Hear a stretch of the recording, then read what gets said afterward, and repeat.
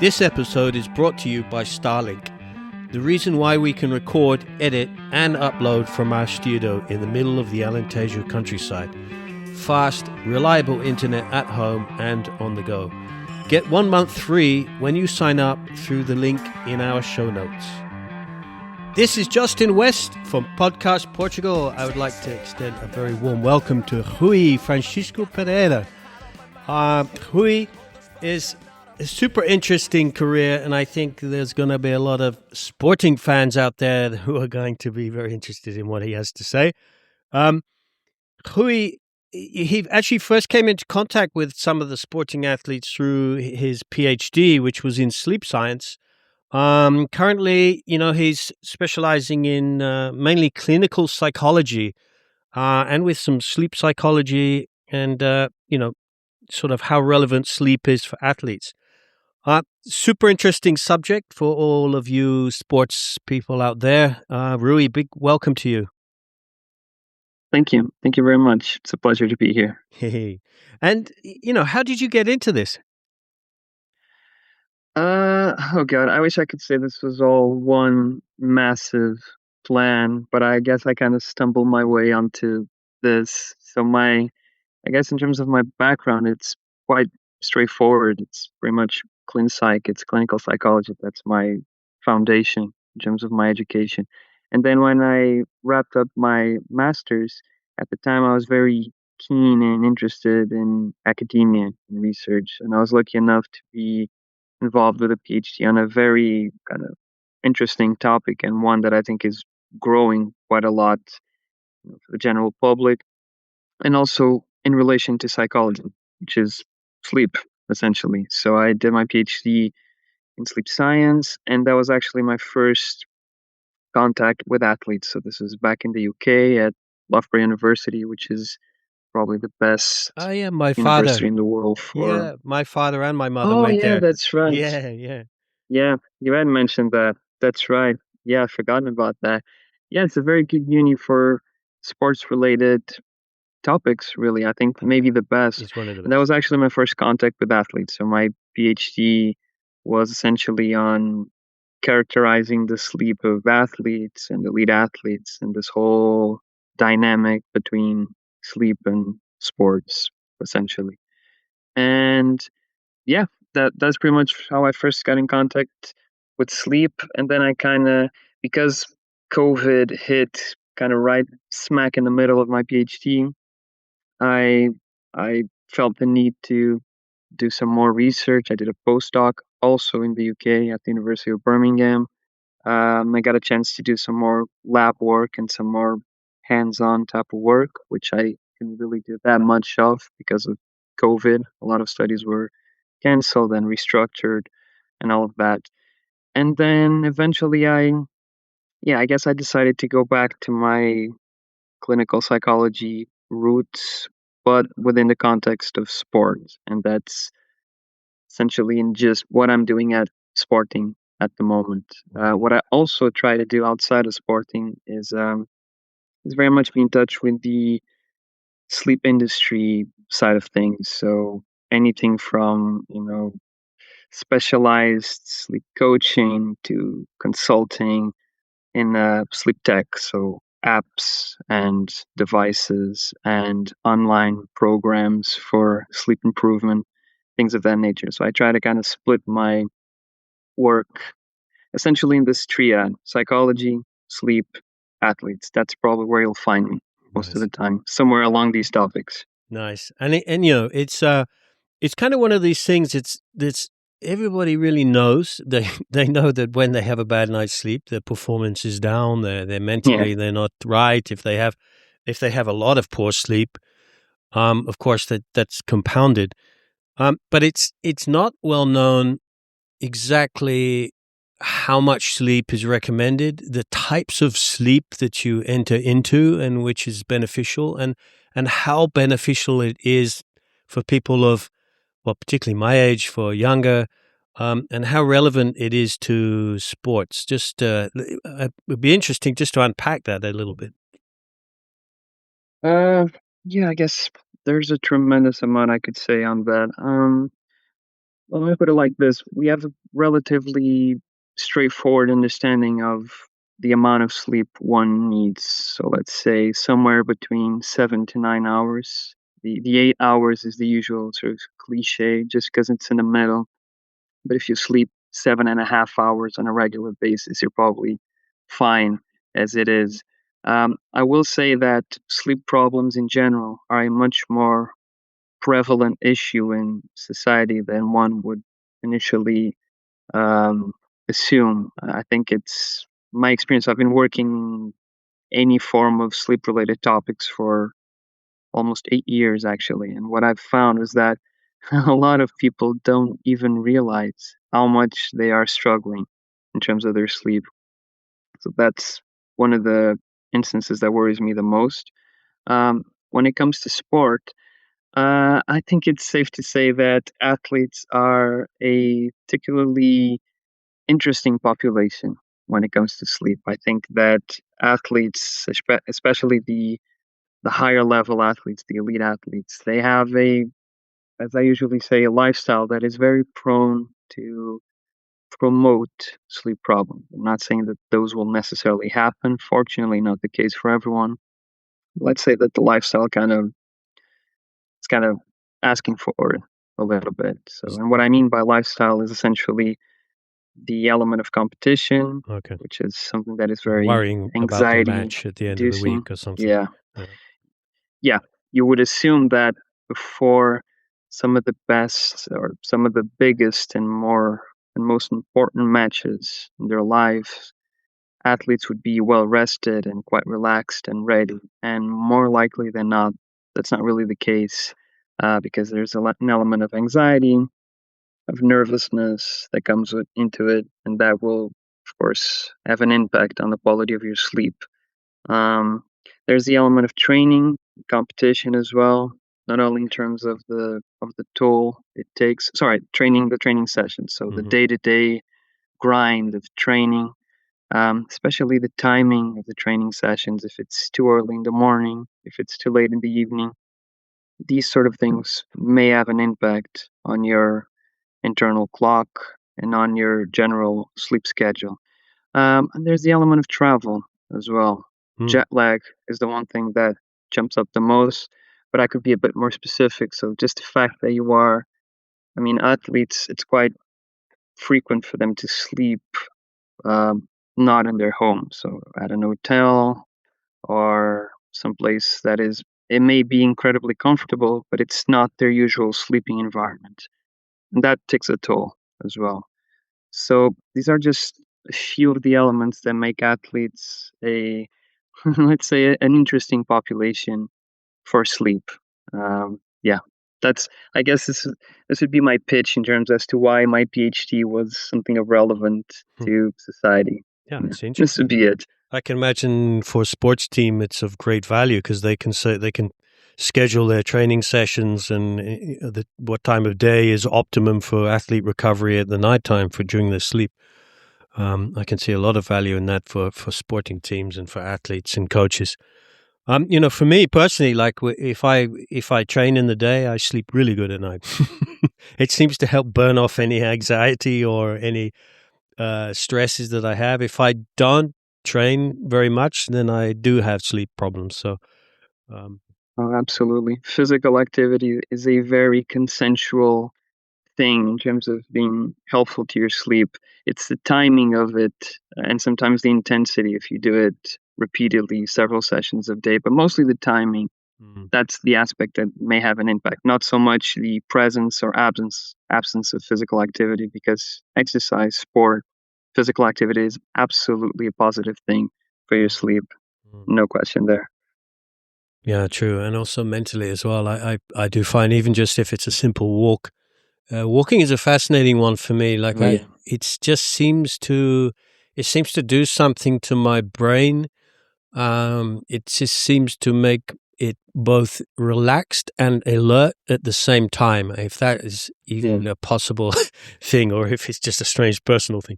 But it seems to me like Oh I no. identify movements more, I identify colors more richly. I have time to think and process thoughts in my mind whilst the cadence and the rhythm of the walking. Yeah, I think I recommend it to so many people walking. It's just such a beautiful thing. absolutely. Absolutely. This is actually where psychology kind of comes into play as well, because I will say that nothing really replaces psychology, but you know, psychotherapy is psychotherapy, but still a walk, physical activity, exercise can be very therapeutical and can be very helpful for your mental health as well.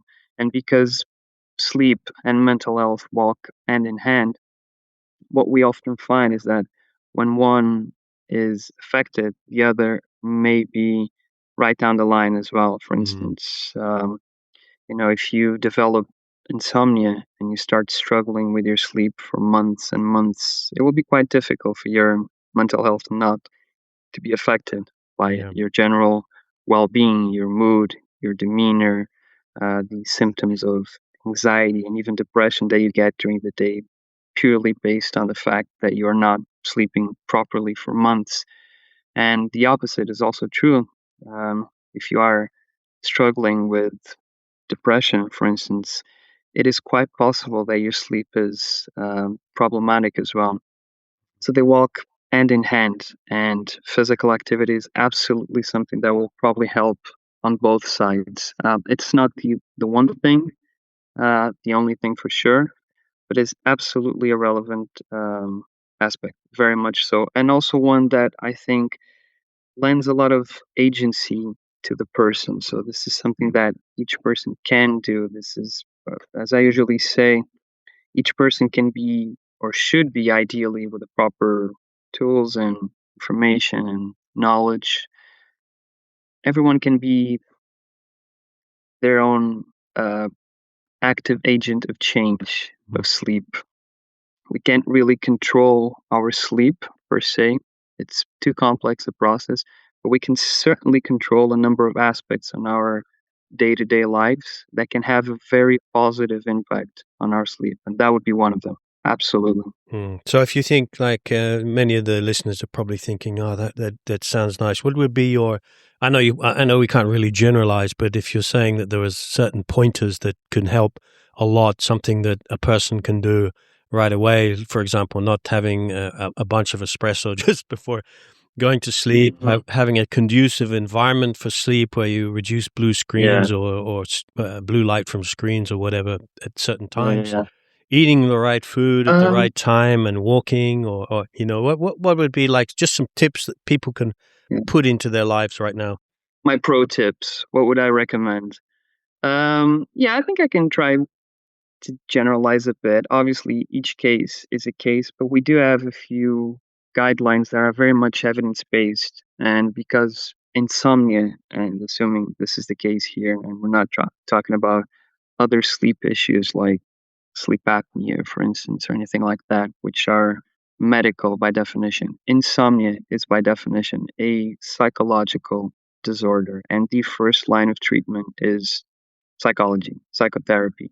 And there's an element that is certainly more clinical, so that lends a lot more on the clinical side of things, cognitive restructuring and some emotional and psychotherapeutic work as well. But there are elements that are also behavioral and that relate a lot more to your routine, your schedule, what you do, your do's and don'ts when it comes to your sleep. And I think this last bit, this is probably the one that will probably address your question the better. Um, so to answer your question, I will say that there are a few tips. First of all, try your best to stick to your wake up time, to the same wake up time every day. Um, we don't want to be excessively rigid. Insomnia and people struggling with their sleep can be rigid enough as it is. But with a certain degree of flexibility, let's try our best to stick to the same wake up time every day, because this is going to be the the element that's going to set the tone for the rest of the day. So make sure that we can follow in the best possible way um, a stable rhythm, not only of sleep but also of food and digestion, temperature regulation.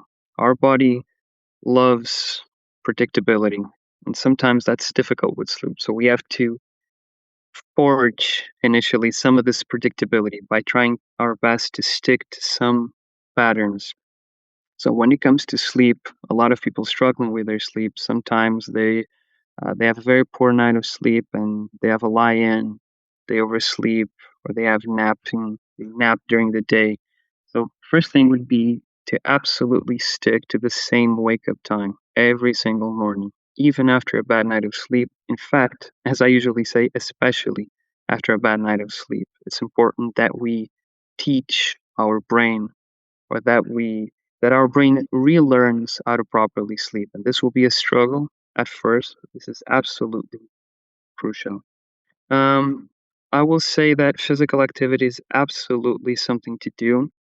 I wouldn't be too precious about the timing of it. Some people are much more naturally active during the day, so earlier in the day, whereas some people are more active later in the day, as long as it's not too close to your dinner time. So let's say by 6 p.m., 7 p.m. most, there's a cultural element that comes to it as well.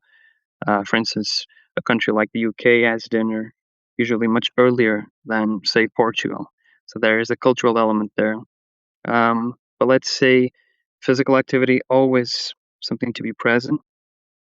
Try your best not to have any naps because that's gonna take away some of the natural sleep pressure that we build during the day. Essentially, what happens during the day is that from the moment we wake up till the moment we fall back asleep, we are naturally building this psychophysiological, what we call sleep pressure, this need, this urge to fall back asleep.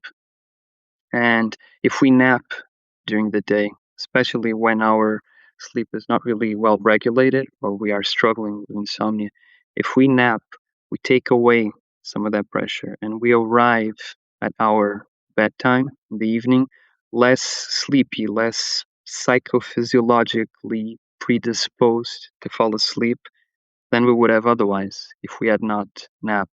So, napping is something to be avoided if you are struggling with your sleep. If you must nap, though, there are better ways to go about it than others. So, 20, 30 minutes the most. This is actually something that I'm quite precious about because my doctoral thesis was essentially on napping, napping behavior in athletes. That was kind of the subtopic of it. So, half an hour the most, because otherwise, your body will have sufficient time to sleep into the deeper stages of sleep. And you will wake up probably feeling more tired or confused or with a headache. Um, and those are all things obviously to be avoided. So if we have a 20, 30-minute nap, that's probably enough for you to get all the positives you can get out of some sleep, recover, while not really dwelling onto the negatives and the not so positive aspects that come with oversleeping. So half an hour naps, the most 20 minutes, 10, 20 minutes is the ideal. Um, and not too late in the evening. So let's say until 3:30 p.m. the latest, because otherwise, again, if we nap too late in the evening, we're going to delay the whole process of going to bed at night naturally as well, because there's a rhythm here taking place.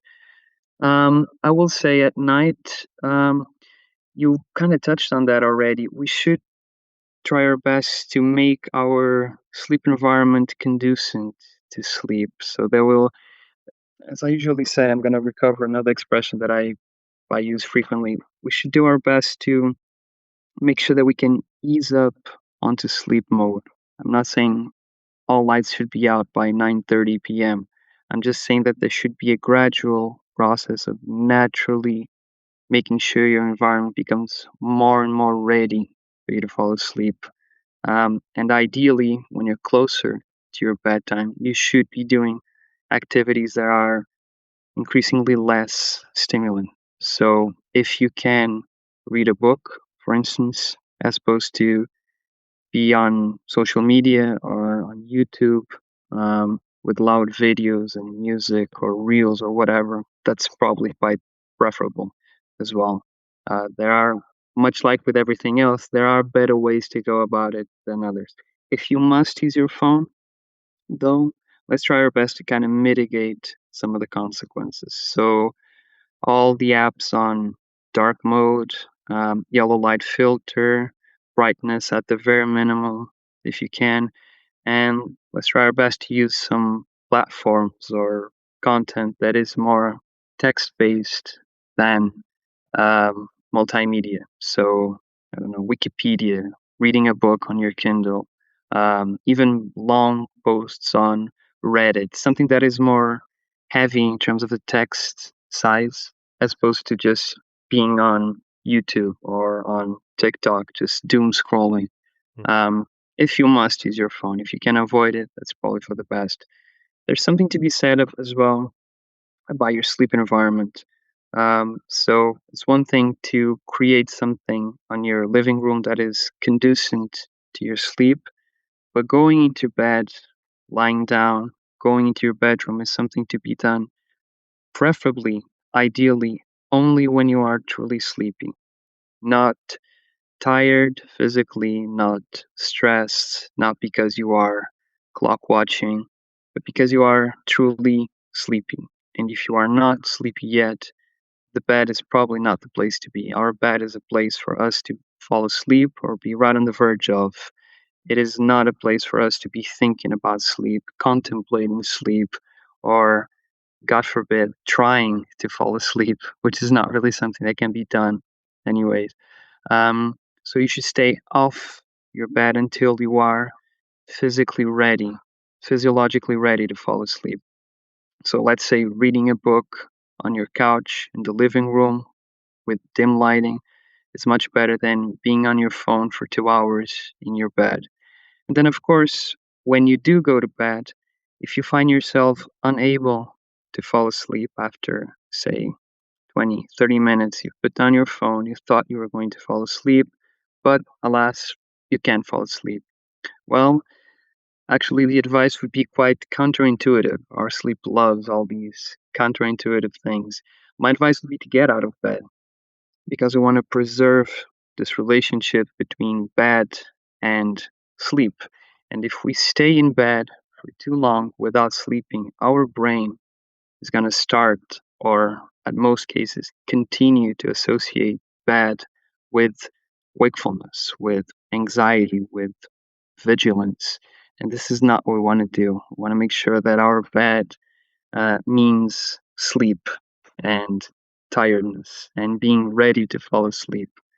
So if you are in bed and you are struggling to fall asleep, if you are becoming anxious, alert, frustrated, stressed, if you are frantically clock watching and doing all that usual mental math of saying, oh, it's 4:30 a.m. If I fall asleep in 20 minutes, I would have slept for X amount of hours before I need to wake up tomorrow. That's the time to get out of bed and to break this pattern immediately. And you can go back to your living room, to your couch, do something that is low stimulant, and break this pattern and allow for sleep to return. Sleep will return sooner or later. And when it does, you will be ready to go back to bed. So the idea is for you to neither sleep on your couch, on your living room, nor be awake on your bed, on your bedroom. These are the things these are some of the key tips, I guess, I would give, and that all fall alongside the premise I just gave on us relearning how to sleep, essentially. This is what I meant when I say that a lot of these things are things that we can actively control. This will not be easy, especially in the first few weeks. This will be a struggle. This will be counterintuitive. This will be a step out of your comfort zone. But this is absolutely evidence based and it's the way to go. Sometimes with some people takes a lot longer than with others. Of course, there are more elements to it than this, but from a behavioral standpoint and in terms of very much generalizable tips, these would be a few that I think would probably be hopefully quite helpful, I think. Nice. Do you recommend any supplementation before sleep? Like I don't know, what was the get like calcium? Melatonin? Yeah, melatonin. That's the one. Magnesium. Um, Mm, I mean, or do you think it's just really just to set those patterns? I think the patterns are probably the way to go. I would, or at least I would start with the patterns because this is about relearning not only how to sleep, but relearning how to relate to one's sleep, to understand sleep a little bit, and to all the how to relate and act upon the sleep related cues and devices around us. In terms of supplements, I mean, melatonin is a very common one, although I would say for the most part, it's definitely helpful for helping you sync your circadian rhythm, your sleep rhythm. If you are, for instance, traveling to Australia and you have a vicious jet lag, that can be a struggle, and melatonin can be quite helpful in those cases. But for the most part, that's not where I would go first. Mhm. So this side of things that I just mentioned, that would be the first line. That would be my first approach. Absolutely. Brilliant, brilliant. And I know you can't speak about particular cases in sporting, but let's look a little bit about this clinical psychology and what are the sort of types of things that athletes need to address when they're in certain situations and dealing with life, dealing with the pressure of being a performance athlete. What are the sort of typical things that you have to deal with, and how do you deal with them? Well, that would be it, essentially. The athletic lifestyle is a very intense one, and there's a lot to be said about juggling the demands of daily sports practice, and for the most part, also dealing with either a full time job or a university degree or school. And that can take a toll on you. This is, of course, assuming that from a psychopathology perspective, there's no real disorder there, and this is just the quote unquote normal life experience that can be quite demanding. And granted, sometimes sleep is not an issue. Sometimes sleep is an issue and is not really mentioned. Um, but for the most part, this goes back to what I was talking about, the idea of our sleep and our mental health walking hand in hand. If you are struggling with your well being in general, more likely than not, sleep will be a part of it at some point. But even assuming that's not the case, the fact that you have to be a full time elite athlete is a very, very demanding place to be, especially if you're juggling other aspects of your life as well. And sometimes that can just be too much. And what I do essentially is to help alleviate some of that because there's a high demand for that, and it's a context. You know, this high performance context is one that um, needs a certain level of support from a multitude of um, visions. You know, whether it's from medicine, nutrition, physiotherapy, performance, psychology definitely plays a role there. As I said, sometimes sleep is not necessarily an issue. I just like to think that when sleep is an issue, which I think can happen quite often, I like to think that I may be better equipped to deal with that aspect of things than other psychologists. So that's Mm. kind of where I come into play. If not, I'm happy to stick to the more clinical and psychotherapeutic side of things, which, to be fair, can be quite intense as it is uh, often. So yeah, it really varies quite a lot. Do you find some of the athletes? There's probably a little bit of a different subject, but do you think some of the athletes stress quite a lot about, say, for example, what people are saying about them on Instagram and this sort of pressure that they have from fan base and comments and doom scrolling at Oh yeah, nighttime? yeah, very much so. Athletes are human beings, are just normal people, and I don't really. That's why I was careful to phrase it like that when I mentioned that athletes have a lifestyle that makes them susceptible to a number of issues. It's not that athletes per se are different people, is that if non-athletes had the athletic lifestyle, the response would probably be quite similar. Athletes are, at least I like to think of that. I look at them as people first and athletes second. Mm. And I like to think that when there's a positive impact on that person's, that man, that girl's life, um, the athletic side of things will follow along nicely, just because it makes sense. Granted, this is social science. It doesn't always happen like that, but for the most part, athletes are very much normal people, exposed to less than normal circumstances, less than common circumstances, and they react accordingly. Pressure is and comments from other people is absolutely something that is bound to impact not everyone, but a lot of people. Self pressure as well, and imposed pressure, self imposed pressure. That's a relevant issue as well. Um, yeah, it's a very I should be careful with my words here. It's a very nuanced context. Mm. I'm going to put it like this. It's a Yeah. context that is quite peculiar and interesting. But then again, I'm happy and fortunate enough to work at the context where those athletes are. So if I was working at a quote unquote normal clinic, if I was seeing someone who was a lawyer and who struggled with his workplace or her workplace and with a toxic environment there, my my hands would be tied up to a degree in the sense that there was nothing that I could do about it. At least in this specific context, I get to know I get to know it a lot better. And sometimes there's something that can be done in terms of a positive intervention. Sometimes there isn't, but at least I'm much more equipped, I think, hopefully, um, to understand quite literally, geographically, where people are coming from Mm-hmm. in that sense. But yeah, it's a demanding context, a nuanced one for sure. I think nuance was the word I used. I'm going to stick to that. A nuanced Yeah. context. And I'm sure like athletes are probably not unique, but I would imagine that they're very open to the process because anything that gives them a competitive edge, they're going to be open to.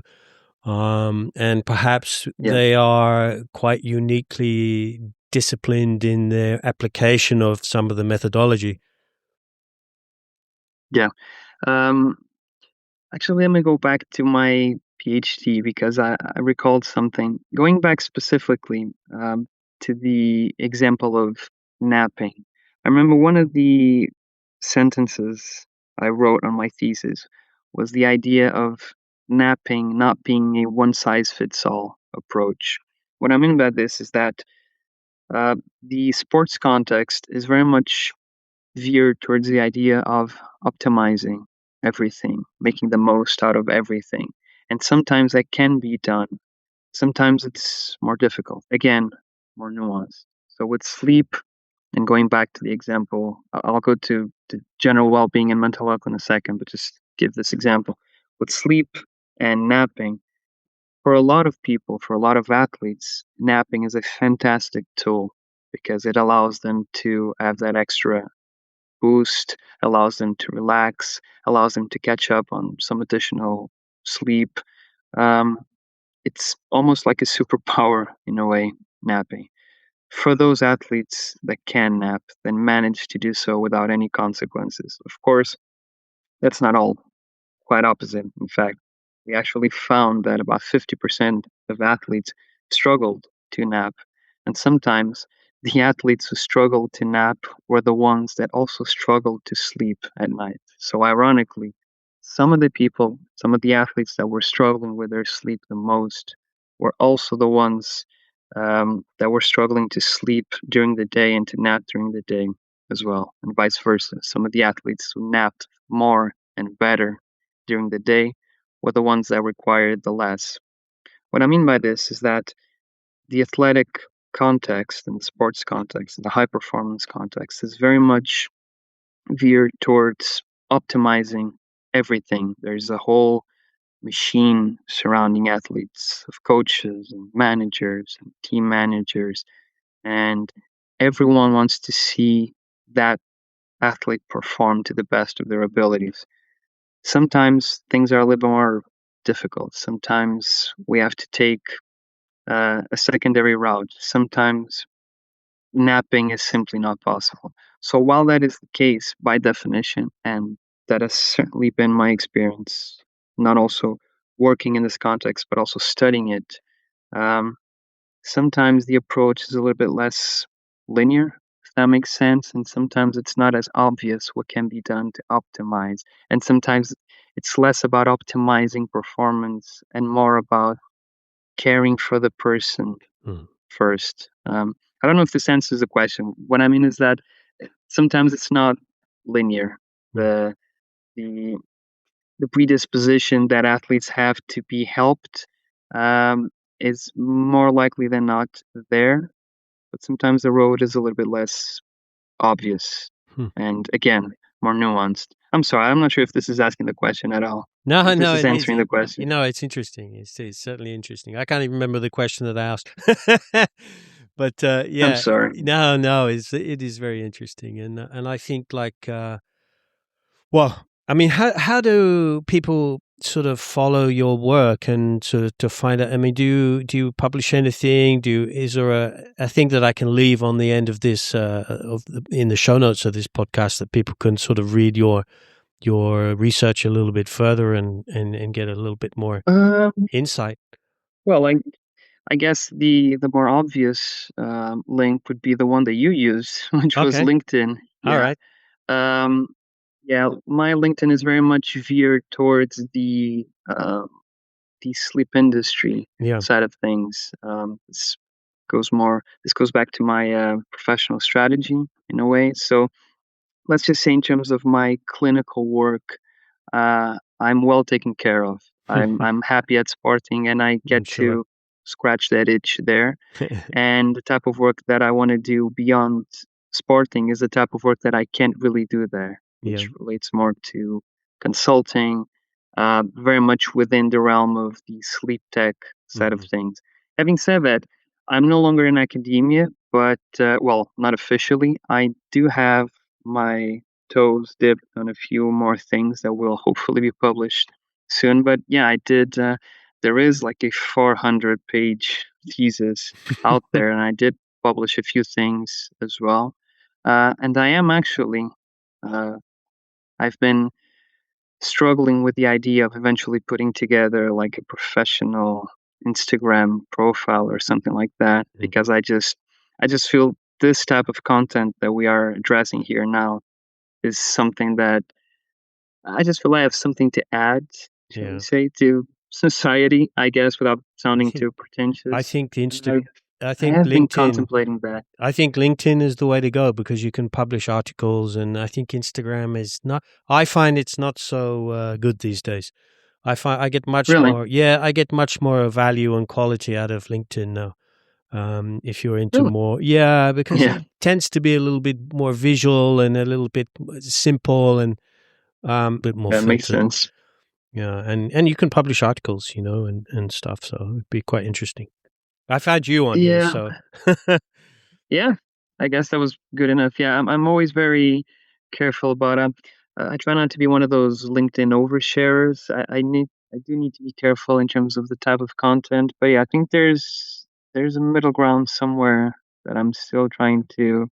Let's just say I've been thoroughly considering the way in which to kind of cultivate my public profile. This sounded way more pretentious than I intended, but yeah, the idea is that I can kind of measure what I want to put out in terms of content that makes sense, and more than anything else, that is evidence based.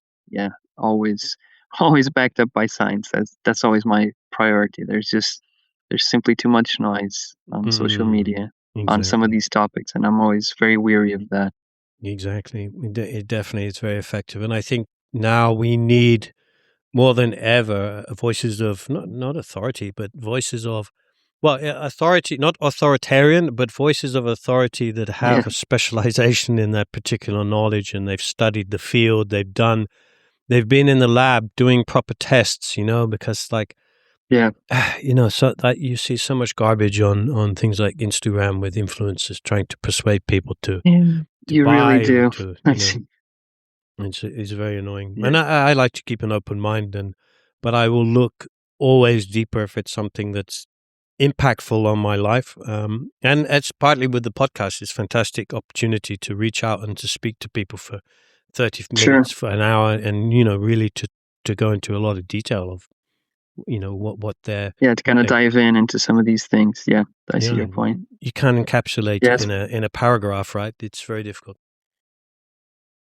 Yeah, especially because I like to, again, not to sound too pretentious, but I like to think of myself as a health professional. I'm directly intervening with people's health and well-being. Well, I always want to make sure that I do it in a safe, responsible, and again, evidence-based way, backed up by science always. I think that's, at least in terms of how I view these things, I think that's inescapable, really. I think for me, Rui, you are a sleep scientist, you have a PhD, you're a licensed clinical psychologist with a master's in science, you are employed by Sporting to work with some of their most treasured athlete assets. I think your CV is already very outstanding, and I think you'll do very, very well by creating some kind of online persona that people can reference and get some truth. And simple, really, isn't it? It's not like go take a bunch of sleeping pills to improve your sleep. We have the tools. Not. I mean, we have the tools within ourselves, right? Yeah, not there isn't a place for sleep medication sometimes, but yeah, most times I would say there's more to it than yeah. I mean, thank you. Who knows? I think this podcast may be just the right catalyst for me to actually do something in that regard. So I appreciate that. Thank you, Justin. No problem. No problem. Anytime. And, maybe in the future, for sure, we can do another chat, another talk. And, especially Absolutely. if you're going to launch a paper or something you said, or a book, or, something like that, or an app, all of these things are very helpful to people. Why not all of those? Why not all of those? Exactly. I'll try my best to launch them all on the same day. And, yeah. I'm sure that won't be chaotic at all. And building that personal, that public persona is going to always be helpful with that, So yeah, I'm glad we can contribute in a very small way. And Rui, thank you so much for your time today. And good luck. And I'm going to send a message from my very good friend Pedro, who is a complete sporting lunatic. And he's I just want to, through you, from him, to say a big thank you to all of the sporting team athletes for for just representing football and for just doing their job and creating so much pleasure for so many people in Portugal.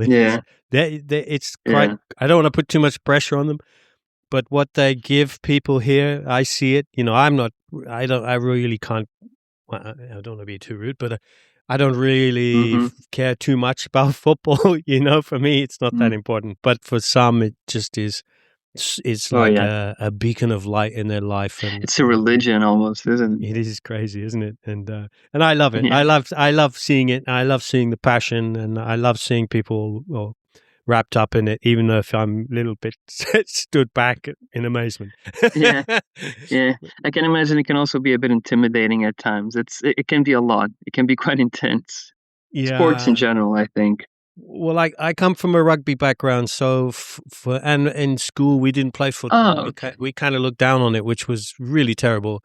But it was. I went to one of these strange posh schools, and I think for me, like personally, when I see rugby, I see a slightly different representation of sporting etiquette that I find very important. I also come from jiu-jitsu and martial arts, and I'm very into the honor and the kind of honor in battle and the kind of the Bushido philosophy. So when I see footballers rolling around holding their knees and arguing with referees and spitting and things like that, I'm just like, oh no, it's such a beautiful and game. immediately Don't hitting the spoil it. floor. Yeah, Yeah, I and see your point.